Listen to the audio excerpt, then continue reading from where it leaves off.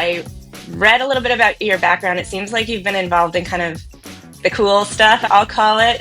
You did a little bit of game development, robotics. Now Genie. Can you talk to us a little bit about your journey into this space? Sure. Yeah. I mean, you got to do what you like so that it doesn't feel like work. So I did a undergrad in computer science. I thought I might go into game development because I've always really loved video games. But I ended up doing robotics because the other thing I really like is automation and interacting with the real world with computers. And so I did a master's degree and a PhD in robotics. And this was about when deep learning was kind of starting to explode and starting to eat all the other fields. And so we started using deep learning at the end of my PhD. And then I ended up joining Deepmind robotics group as well.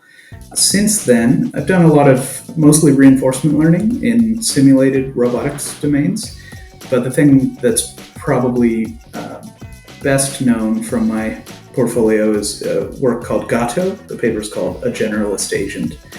And the idea was that we would use a transformer, which has this very general structure, like you just have a token stream and then you can learn to predict the next token.